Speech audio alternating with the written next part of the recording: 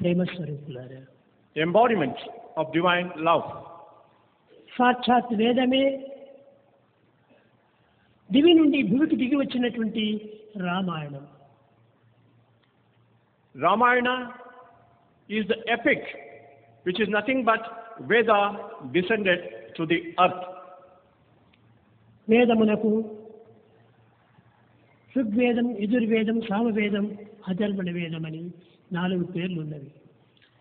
There are 4 names for the Vedas: Rig Veda, Yajurveda, Samaveda and Atharvana Veda.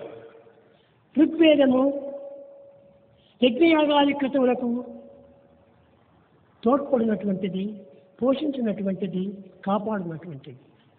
Rigveda nourishes and protects the yagas and ajnas, the sacrificial rites. అది ప్రాప్తమైనటువంటి రామాయణం నందు ఋగ్వేదమే రాముడు. In the epic of Ramayana, Rama himself is the Rigveda. ఈ మంత్రములను పోషించి, మంత్రములను రక్షించి, మంత్రములను ఉచ్చరించేటువంటి యొక్క వ్యక్తి లక్ష్మణుడు, యజుర్వేదము. Lakshmana, who chanted the mantras of the Vedas, is none but the Yajurveda. Ramulu అరణ్యములో ఉండినప్పుడు అయోధ్యను వదిలి నందిగ్రామంలో చేరి భరతుడు 24 గంటలు కూడాను రామనామాన్ని స్మరిస్తూ వచ్చాడు. ఈ స్మరణే సామవేదం యొక్క స్వరూపము. Bharata, when Rama went away to the forest for 14 years, he lived in the village of Nandigrama near Ayodhya, and all the 24 hours he was chanting the name of Rama. He is Samaveda. Rigveda, Yajurveda, సామవేదములను సంరక్షించే నిమిత్తమై ఆజ్ఞను పురస్కరించుకొని ఆనందముతో వీటిని కాపాడే నిమిత్తమై తయారైనటువంటి యొక్క సుద్రిఘ్నుడు, తన యొక్క శత్రుఘ్నుడు నిజమైనటువంటి యొక్క అందశత్రుడు. Shatrughna, who with great bliss and joy obeyed the command, and it was his vow to protect the 3 brothers in the form of Rigveda, Yajurveda and Samaveda, is the Atharvana Veda. ఈ అథర్వణ వేద కేవలము దుర్మార్గములను, దుష్టులను, దురాచారములను, దుస్సంగములను దూరం చేసి సదాచారములను, సత్ప్రవర్తనను, సత్గుణములను పోషించేటువంటిది అథర్వణ వేద యొక్క సారము. The essence of Atharvana Veda is to destroy the wicked failings, the wicked behavior and wicked people, and therein establish good thoughts, good deeds and good things. శత్రువులను సంహరించి మిత్రులను, పవిత్రమైనటువంటి వ్యక్తులను పోషించుకునే నిమిత్తమై జన్మించినటువంటి వాడు శత్రుఘ్నుడు, అనగా శత్రువులను ధ్వంసం చేయవాడు శత్రుఘ్నుడు. Shatrughna was born to destroy the wicked enemies and protect his masters and friends. ఇట్టి రామాయణమే వేదము, వేదమే రామాయణమని రెండింటి యొక్క సంబంధ బాంధవ్యములను నిరూపించినటువంటిది మానవత్వము. In fact, humanity or humanness is the direct demonstration of the intimate relation that exists between Veda and Ramayana. వేదం వేరు కాదు, రామాయణం వేరు కాదు. Veda is not different from Ramayana.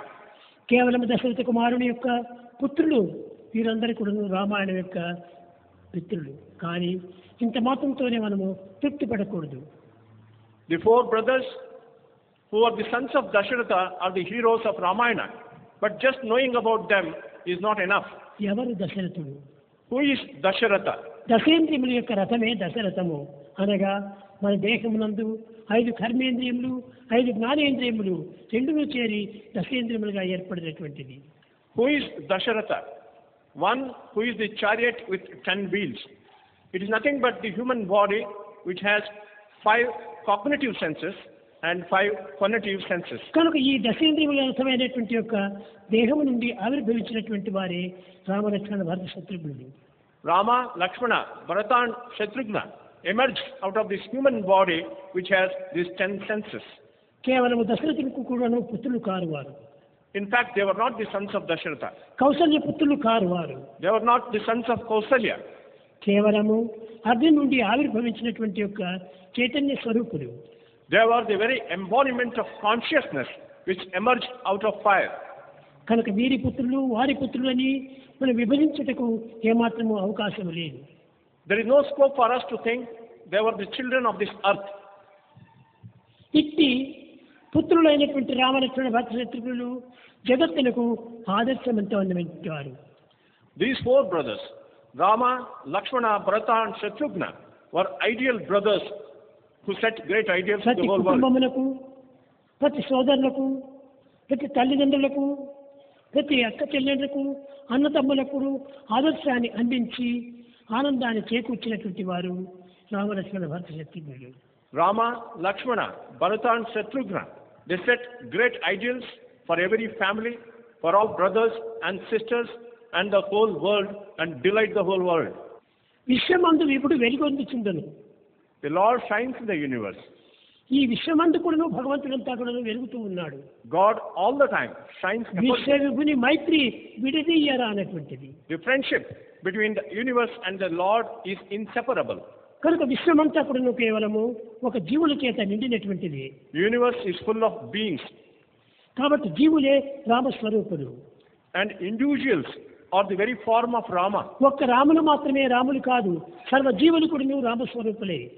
Only Rama is not God, all the individual beings are God. రమింప చేసినటువంటి వాడు రాముడు. One who delights is Rama. కనుక ప్రతి వ్యక్తి కూడాను మనకు రమింప చేసేటువంటి వారే. Every individual should delight us.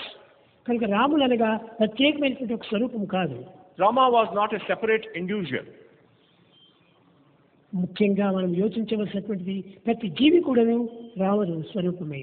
What we have to recognize most importantly is that every being is the form of Eshwara Rama. సర్వభూతానాం God resides in ఈశావాస్యం ఇదం జగత్తు. the whole universe. జగత్ అంతా కూడాను దైవ స్వరూపమే. The whole universe is the very form of God. సహస్రశీర్ష పురుష సహస్రాక్ష సహస్రపాత్. The world, we see 1,000 heads and 1,000 hands and 1,000 feet. ఆనాడు ఈ ప్రపంచంలో సహస్ర జీవులు మాత్రమే జీవిస్తూ ఉండేటువంటి వారు.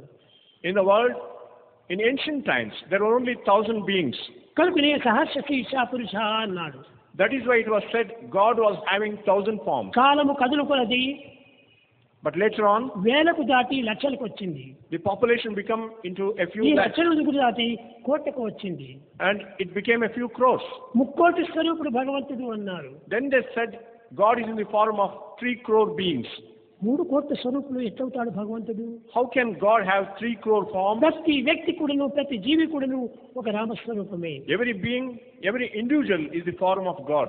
కాబట్టి ఈనాడు ముక్కోటి కూడాను దాటిపోయింది. And today the population has increased much more.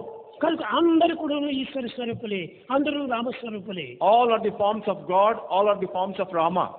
కనుక రామస్వరూపం అనేటువంటిది ప్రత్యేకమైనటువంటిది కాదు. Rama's form is not a separate entity. వీళ్ళు ధరించి అరణ్యవాసం చేస్తున్నటువంటి సమయంలో రాముడు ఈ స్వరూపంలో ఉన్నాడు అని భావిస్తారు.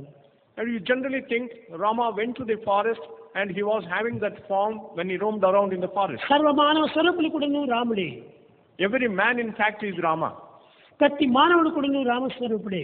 Every man is the embodiment of Rama. అందుకోసమే రామనామాన్ని ప్రతి ఒక్కరు కూడాను పెట్టుకుంటుంటారు.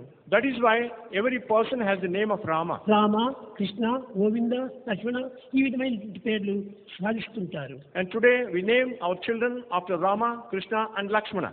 ఇలాంటి పరిస్థితి లోపల రామాయణము ప్రతి కుటుంబానికి కూడాను చాలా ఆదర్శవంతమైనటువంటిది. In such a situation, Ramayana sets ideals for every family.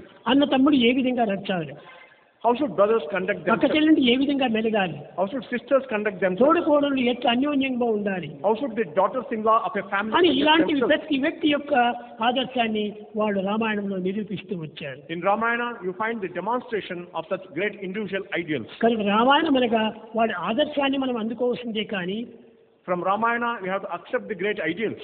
వారి యొక్క చరిత్రను మనం చదువుకొని తృప్తి పట్టడం మాత్రం కాదు. Just being satisfied with the story is not enough.